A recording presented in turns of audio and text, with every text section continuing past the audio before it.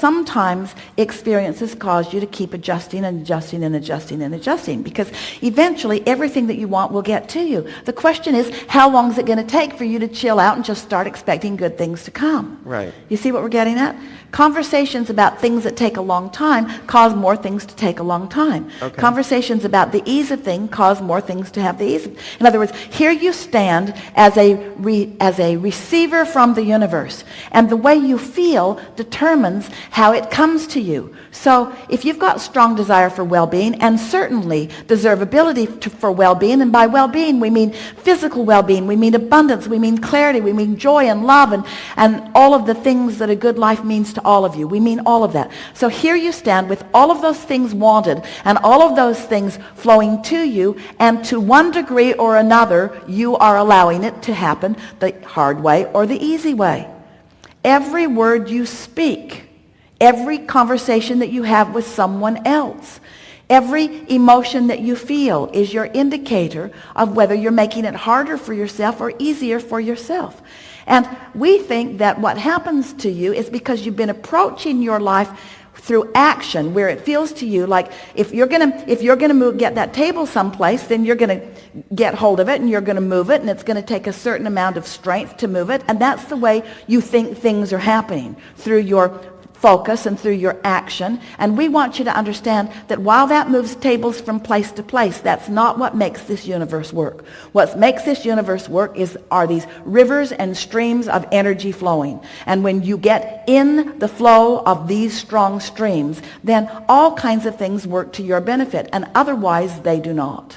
So if we were standing in your physical shoes, we would go to bed at night acknowledging that tomorrow's a new day, and the next day we would get up and we would be determined to hold ourselves in as good a feeling place as we could. And when we would find ourselves on a run of appreciation, we would follow it all the way out. In other words, our singular intention would be to find a way of approaching any subject in the world in a way that feels good while we are doing it.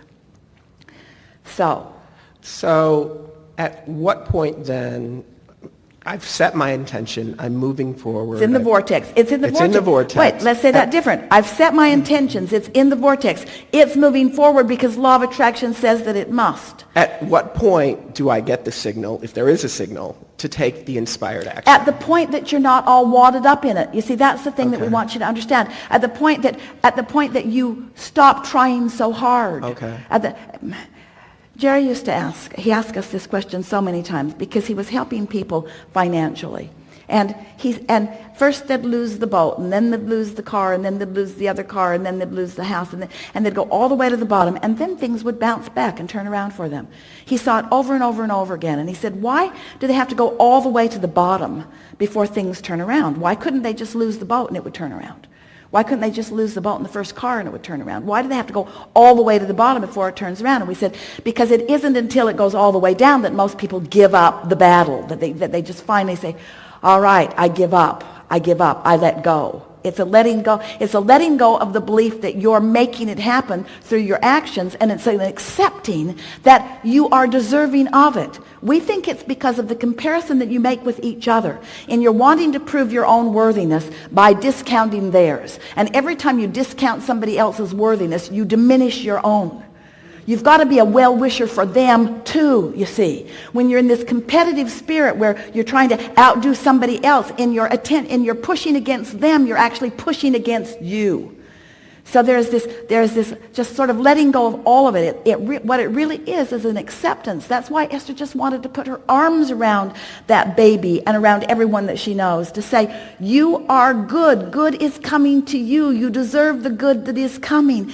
Give up the battle. Give up the struggle. Give up the competitiveness. Give it all up and accept the goodness that is in your vortex. Let it flow into your experience by loving that tree, by loving that toad, by loving that lizard, by finding something simple that doesn't get you all wadded up. Okay.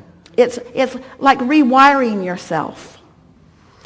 So in other words, whatever I want, whatever my intention is, I should just put it out there and not get hung up on details or... Well, you see, it's easier than that. Yeah. You don't have to put your intentions out there. They just go out there. Okay. Okay. There's no putting them out there. They're out there. Okay. If you live in a house with not enough closets, more closet goes in your next house. In other words, it's just the way that it works. Your intentions... So the way to speed up a manifestation is to just get rid of all resistance. The way to speed up manifestation is to slow down resistance. Okay. To get the resistance out of the way. Okay. But when you try to get resistance out of the way, you make it more. When you say, I'm going to get rid of that, now your attention's on it and it's getting bigger even as you speak. So how do you cause something to stop increasing in your vibration? How do you stop it from increasing? I think about something else or change my... Isn't that just brilliant? That's the only thing that ever works. You take your attention from it because this is a universe based on inclusion. There's no exclusion. You can't say no. You go, you come, and you go. Because what you actually say, you that I want come to me, and you that I don't want go away. They both come. Okay. Because attention is attraction. So you have to cease the attention. So how do you stop thinking about something? By thinking about something else, or by going to sleep. Or by meditating. You can quiet your mind when you meditate. But we don't want you to spend your time meditating. And we really don't want you to spend your time not thinking. But if what you're thinking doesn't cause you to feel good, then you've got to find some way to break the evil cycle, so to speak.